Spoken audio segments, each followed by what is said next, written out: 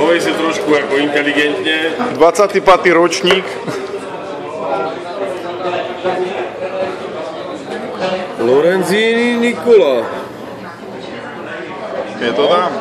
Skupina A, jo? Pavel Lorenzini Nikola. Marek točí, nelosuje. Tak, já dodám to. Skupina B? Ano. Nedívám se, točme, že se nedívám.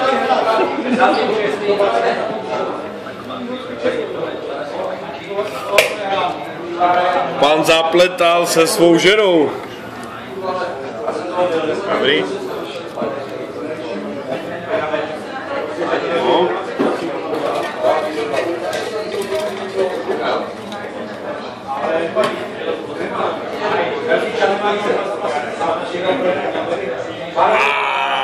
A jsme tam. To tak. Tam bych chtěl být. Tam si nepřej být. Tohle Bčko je ta lehčí skupina, takže já pomůžu někomu se slabším výkonnostním průměrem. A o tu? Ano, Andreas se svou ženou. Vlastně druhé skupiny postoupí pánu.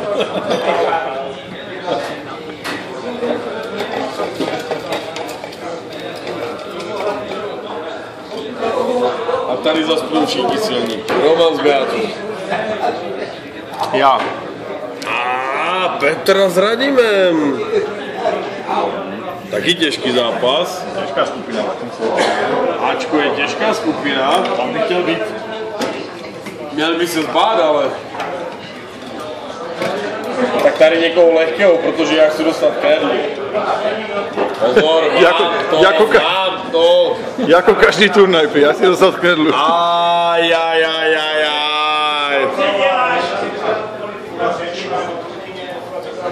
No, tak nepotkáme se ve skupině, jo?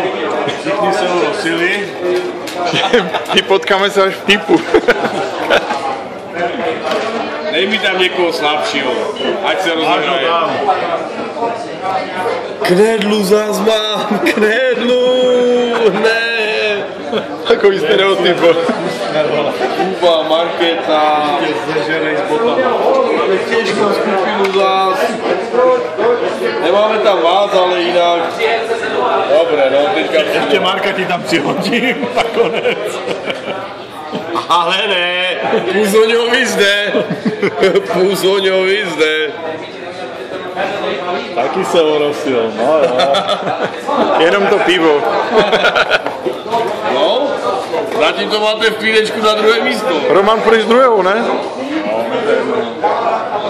No, tak to se bojím. Zuzanka. Počkej, to bude na YouTube, to neříkej. No, ale to druhé místo, to může být boj. Dívám se na to, může to být A za chvilku i třetí je hezké. Říkám, Igor. Celý mluv až do 6. Čechovi zde.